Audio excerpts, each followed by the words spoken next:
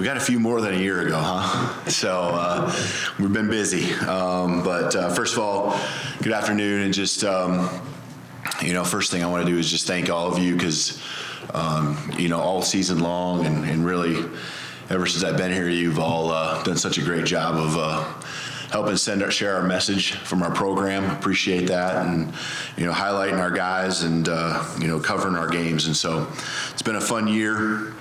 Obviously, we're not done yet. We've got the game here in a week or so, but today's a great day. Today's a fun day to kind of come to a culmination of the recruiting class that we've been working on since day one when we got here, literally day one. And it's exciting to see all the relationships that we've built, form and shape and become strong and put together a class that we're super excited about. We have 25 that we're announcing at this time. I expect a couple more, in the days, even over the course of the month to come. Just 18, I think, high school guys, if I'm looking at this right, because I know it's been kind of moving and shaking here, even in the last hour or so. But 18 high school and 7 transfers, counting our 2- and 4-year. 11 on offense as of right now, and 14 on defense. Again, I expect that number to be maybe 1 to 2, depending on what side of the ball, more. And so, we're excited about what continues to happen. But want to thank Courtney Morgan, Director of Player Personnel, his staff, just the way they grind every single day. It's encouraging. I mean, there's not a day where there's not a new lead or some new information that you get from he and his staff, and they've done a great job from hosting, our visits to just continue to help the coaches have the information we need to do our job and do it as well as we can in the recruiting process. So the coaching staff, I think one of the things that we do such a great job of is just being genuine. I think that's a strength of the staff. And we have a staff that I think has some super strong relationships with these guys that we're going to introduce. And they feel it. They feel the vibe. They can feel it from our players.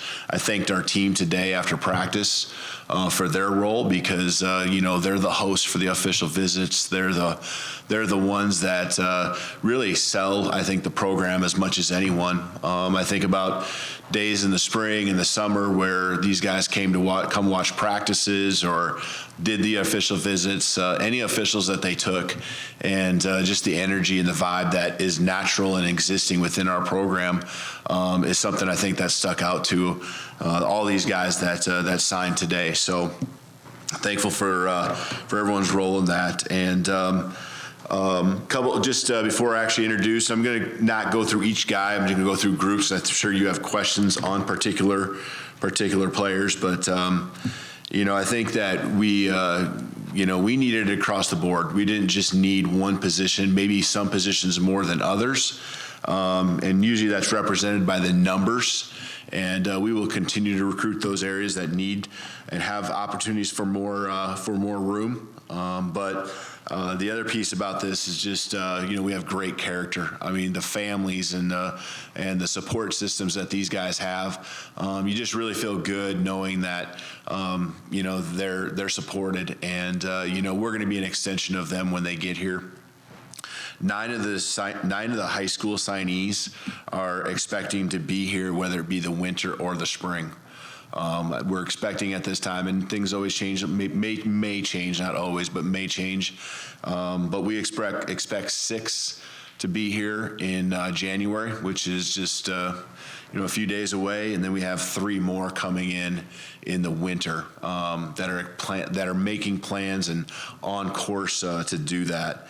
And in the winter right now, I think we're on track to where all of the transfers will be here as well. So we'll have as long as everything goes as according and plan and continues to stay on track, we could have, I believe, 15 guys, 12 guys added here in January to our roster. So that's exciting here as we finish out our final game of the season. So just a real quick rundown. I'm going to kind of hit each position group, and then we can get into individuals with your questions. But I think running back, we have two running backs, Tybo and Daniel. Tybo high school and Daniel transferring from Arizona State. I think just in general, it's both these guys are very versatile, can do a lot of things, catch the ball, return type guys, especially with Daniel. He's got a lot of experience, playing football, and understands our program very well, has been here multiple times over the years. So at the wide receiver position, added some experience, and Jeremy Bernard, who a year ago at the same spot, I think I was talking about him, and just with the circumstances and the changes in our staff, felt the need to go, and it's an awesome thing to be able to get him back. And so fired up about Jeremy and what he's going to do. He's got 3 years left. He'll be here in January. And really it's a gap in the class. Denzel was the only one.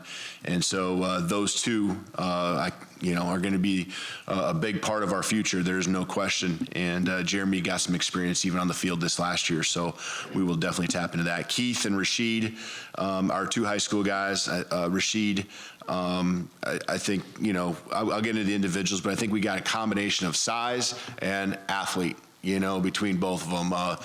Rashid, the bigger receiver, Keith, more of the athlete runaround guy.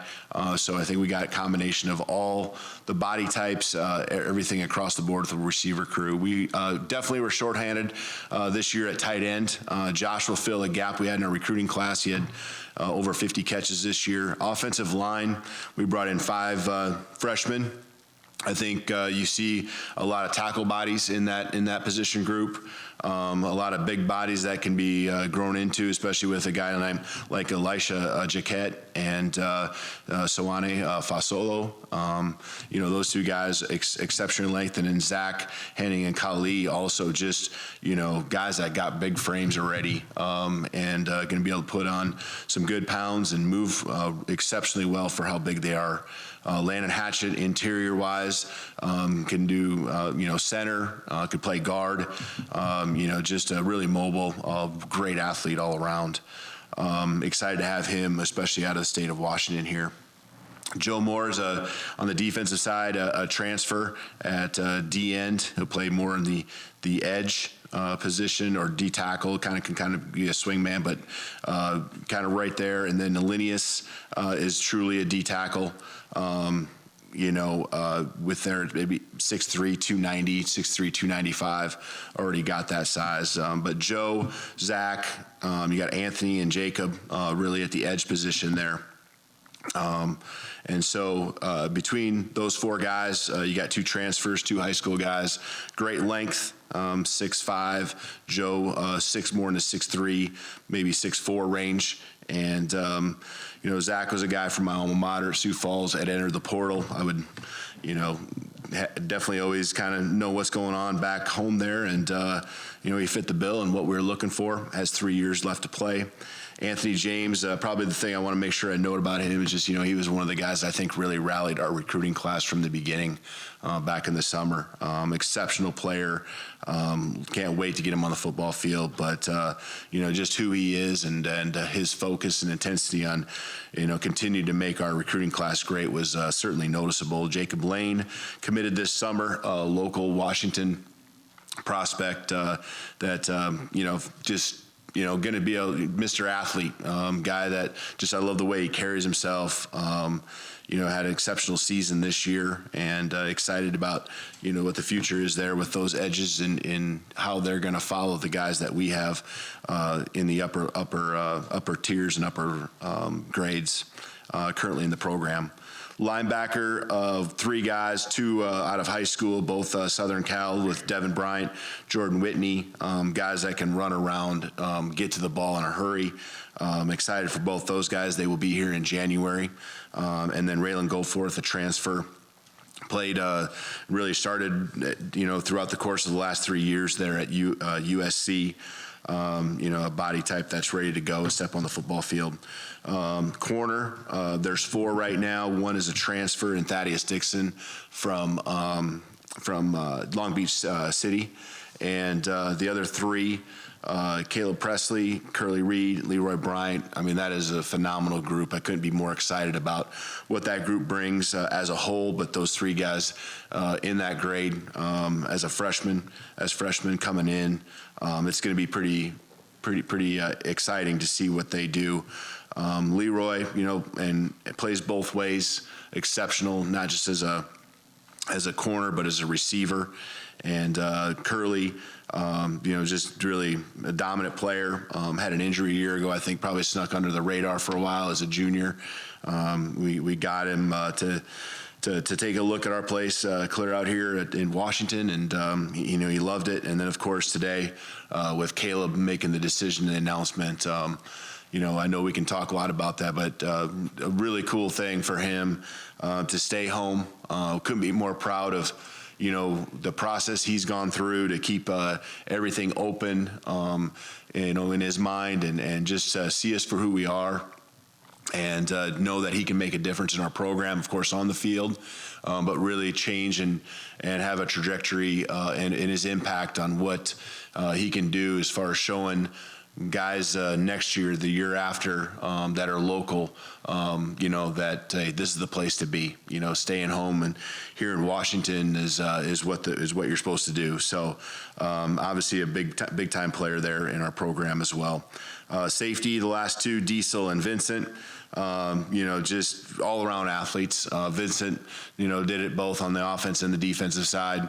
Had a standout year this year, took his team deep into the playoffs, the championship game there down in California. And Diesel comes from a coaching family. His dad was a coach, and you can see that with just his mindset and everything. So there's a lot of guys here. Try to just hit on them. I'm sure you got some particular questions about each of them, and so I'll open it up for that. When did you find out that Caleb was coming? When did I find out? I had a pretty good hunch which direction it was going, but we were in practice today when he made the announcement today. So just so excited, and just proud of him. I'm proud of him for, it's hard to change your mind on and make that decision because there's so many people following you. And, I'm proud of him that, he just really went with what his heart is and knows that this is the place he's supposed to be. When it comes to recruiting somebody who has committed to another school, especially a local player, what is the balance between believing and knowing that it's going to be a wise use of resources to continue to pursue him, and maybe backing off in other cases where you don't get that vibe? Yeah, no question. I think there's a balance there for sure. A balance that, as long as some level of communication's happening, it's worth it. And that continued to be the case. And like I said, he kept an open mind to the situation. And I think our season that we had, and the excitement that's around our program right now, was something that was noticeable. And I think in his mind, I think he knows that the home is where you can really make a name for yourself, and this is how you leave a legacy, not just in your high school program, but in the college that you go to as well, with it being right here in his backyard. How did it the fact that the lifeblood of your recruiting is Washington, California? Obviously, there's a lot of California for Washington to get a guy like Caleb, number 1 player in the state. How important is that, do you think, in opening that door for 24, especially in the 25 and 26? Yeah, I think it's really important. Number one, it sets it shows that, hey, this is the place to be. But I think also, just in particular in Caleb's situation, he's a guy that's very, he's got a lot of friends. He's got a lot of guys. He's very connected, and that isn't what wins over in the end, but it certainly helps. And those guys, probably more than anything, respect Caleb. And if he's making a choice to come to UW, he knows some things that they need to continue to look into if they haven't really bought into who we are yet already. How did the Jeremy conversation restart. Did he mention the game at all this year? He was on the other side. Yeah, I just think, you know, when you know that you got a chance, and that he was a guy that really loved this program from the get-go. And I felt that a year ago when I was meeting with him. It wasn't just about the coaching staff. He loved Washington. He loved this program. He took so many trips, you know, when he was a junior and senior in high school here, and knows many of our players, especially in the wide receiving core. And so I just think there's a piece where, you know, when he's ready to leave, it's, you know, you can't help but at least ask and find out where this is going to go and what the thought process is. And he was certainly all about it, all about looking at UW. And Coach Shep, you know, had really never had any, you know, like he wasn't here a year ago by the time Jeremy, you know, had made his decision to leave. So that relationship, I think, is in its early stages, but you can see it's going to be one that's going to be just like many of the other relationships that Coach Shep has with the wide receiving core, you know, buying into who he is and what we're doing. And, of course, I think a lot of it is probably Jeremy's looking at what we did offensively, you know, and can see his role in this offense, not just next year, but the years to come. You didn't take a quarterback in this class. You've only got 3 on the roster. First of all, are you comfortable with only having 3 scholarship quarterbacks? And if you do add another quarterback to the roster at some point, would you anticipate that being a high school or a transfer? Yeah, I think we're comfortable with 3. I would be much more comfortable with 4. But I know today's day and age, it's hard to have 4 on the roster. We were going into the recruiting process thinking that Mike would be gone. You know, when you look at the timeline of things and how it all works. So right now we're comfortable. We don't need to just take a quarterback to have a body, you know, on the roster. We need to make sure we find the right quarterback that fits the situation. And right now we have 3. And so, you know, assuming that's the situation, we would stay as is unless something else develops. But you know, if it dropped to 2, obviously we'd have to make some we have to figure something out at that point. And you know, we know Mike's got a year left. We know Sam's got you know, a few, and Dylan's got 2. So you know, clock's ticking for those guys too, and we'll continue to, you know, pour into those guys, and then that would probably lead you to think that you should take a younger guy. But I think in today's day and age, just like you see at these other positions, you got to be ready to adjust. There's obviously no way to know for sure, but what is your confidence level that both Dylan and Sam would be on your roster for the foreseeable future? Yeah, I mean, no indication right now of anything that would make me feel like they aren't going to be. The 85 number, I'm sure it's emblazoned into your head. How do you get to 85? Well, we were definitely short this year, you know, and so I'm assuming you mean how we get worked up. Well, just the roster. It looks like you're going to be over that number with everything you. Yeah, we're right there. I mean, you know, there's you know, there's guys that you kind of know may or may not be with us down the road. You know, just kind of waiting to see how it shakes out. But we're not far off, and you got to kind of assume there's going to be a little bit of attrition. We're good for the winter and spring, so we're not over our 85 for the winter. So even just with the guys that are in the portal. When you look at this class, you know, 6 DBs, 5 offensive linemen. Are those the strengths of this class, would you say? How would you classify where you feel really strongest on what you're bringing in? Yeah, strength-wise, yeah, I think it was certainly a point of emphasis. You know, I think these offensive linemen look a lot like the guys that we have out there right now, and we saw what our offensive line did this year. We graduated a few of those, and you know, last year the numbers were low, right, with who we brought in, and so we had to ramp that up. You know, the number was really at 4. Probably right off the bat with the offensive line, but as we got into it, we really just felt like, you know, the way that this group was shaken out, we couldn't say no to having a 5th guy. And, they're all just going to bring a lot to it. I think some of them can play inside and outside. Landon's probably more of an inside guy, but he's going to be an animal in there. So I definitely think that is a strength of our class. It was certainly something we had focus on and building for the future. I think that position is a development position. You got to develop them, and they got to be here. And so, finding transfers just come in at offensive line all the time is a slippery slope, that we don't want to live on. So the DB position, I think, that was the position we were most significantly under this year when it comes to the number of scholarships. And so, we certainly had a lot to work with, and I would anticipate at least probably one more yet, probably joining the class. So at some point, but addresses some needs for the future. With Thaddeus in there right now as a guy that can come in, has a lot of experience playing at the college level, can come and take some snaps. Could you talk more about the cornerbacks? You kind of raised that when you were going down the list, that it was a phenomenal group. Was that The corners? priority position? Corner? Yes. Yeah, the corner. Yeah. I just think that there's so much athleticism. I already kind of really dove into Caleb and the excitement we have for him. But Leroy just he's just an all-around athlete, and we saw him this summer and just really loved what he could do. Athleticism. He great receiver. And that's where you see what he can do, not just on the defensive side, but as a receiver as well. Love the way he's just a wide-eyed guy, just excited and always so upbeat and so positive.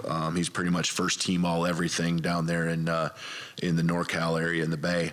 And then Curly, just a good size, just solid all-around player. I think just the way he carries himself, you feel like you're going to have a guy that's out there confident. So I think all those guys, and including the safeties, are mature for their age. Just guys that we're challenging to come in and really of course you immediately know that you need some depth, but come in with the intention to really push hard and whatever that role may be, pushing hard to get on the football field next fall and help us out.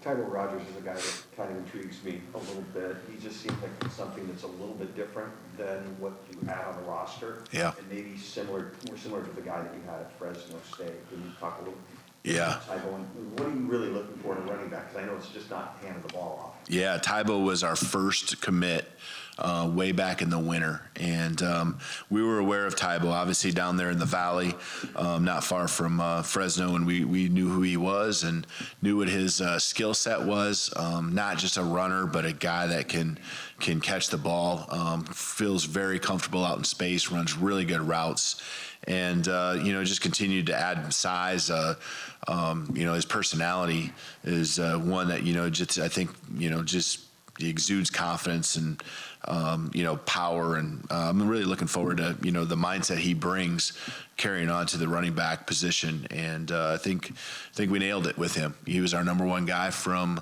the winter, and he felt that and jumped on board. I know there was a lot of other schools that at some point looked at our eval and I think saw that in him as well, and he held true to that, and we're certainly excited that he did. You guys announced Anthony James as an edge. There was some thought that maybe he'd end up an interior guy. What was kind of the analysis there, and why do you feel good about him on the outside to start out with? Yeah, I think that's definitely where you start him out right now. That's what his body is. He's a big edge for sure, and we see kind of once we get him here, and the fortunate thing about him is he's going to be here, in just a few days, and we'll see how that weight goes on, and if it goes on fast, then you got to kind of figure out what happens next. But we'll see how his body just reacts to a full year-round program at the college level. I think the sky's the limit for him, no matter where he lines up. Could you, I know you mentioned the early release, could you lay out who's coming in January and who's coming in April? Yep. In January, again, I think we're on track for everyone. Tybo Rogers in January, Anthony James, Devin Bryant, Jordan Whitney, Zach Henning, and Diesel Gordon. And then in the spring, Landon Hatchett, Caleb Presley, and Alinius Davis. I'm curious too, you mentioned the Zach Durkee situation. I know you know the whole staff back there. Was that just somebody flagging you and saying that there's a kid here that you should be paying attention to, or how did that kind of originate? Yeah, he just went in the portal. I really didn't. I mean, I followed the program, and so I saw the name pop up, but I really never really watched a game, just kind of followed scores and so forth. So just Courtney Morgan actually was the one that once he went in, kind of alerted to me, along with Coach Schmidt, that he's someone we certainly need to take a look at. And once we popped on the film, I agreed, he's just got an extra level of burst. And once you understand his story and kind of how he ended up where he was at, you realize that, he just he just didn't have that opportunity to go to a place probably at the level that he deserves. Is he strictly an edge, or could he play inside like James? Right now, he would be an edge. Yeah, I see him more as an edge for sure. Coach, Yeah, when with these- you were with these hired, two- we heard that, if you could get Courtney Morgan, that would be the cherry on top. You have him at Fresno, he's back at Michigan. What is it that makes Courtney unique or special? Yeah, just relentless. He just nonstop. There's a phone usually on speakerphone on one side. There's usually some iPad he's probably typing on another, and the computer screen has got a huddle film going. It's just who he is. He loves building the relationships. He loves research, and he loves finding that diamond in the rough. He just gets fired up when he finds these little nuggets that are different than just any other director of player personnel or head of recruiting would go about doing. He's just fits in our staff so well, his personality, but he's leading a group that really is bought in, whether it's Joyce Harrell with our on-campus recruiting and how she sets up the schedules. He has such great vision.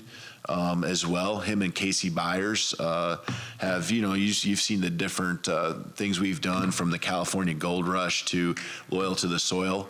Those are just a couple of the ideas that they continue to just work together and collaborate on. He's creative that way. I think he's in tune to today's athletes, and we're all getting older, but I think he really stays in tune to what the culture is that those guys pay attention to. And he's got so many recruiting ties because this is something that's important to him, but he's truly about relationships, and love having him here. He's been awesome. Caleb, going back to Zach, and it's clear in the last couple recruiting cycles, you haven't shied away from going to the lower level, whether it was Jordan Berryman or now Zach and Josh Quiz.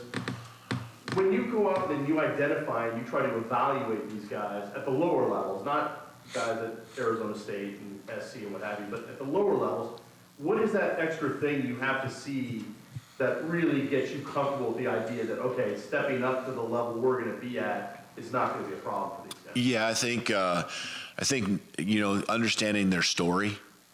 First of all, COVID was a part of why he wasn't probably recruited heavily, injuries out of high school, early into college, kind of the timeline. There's some things that were working against him.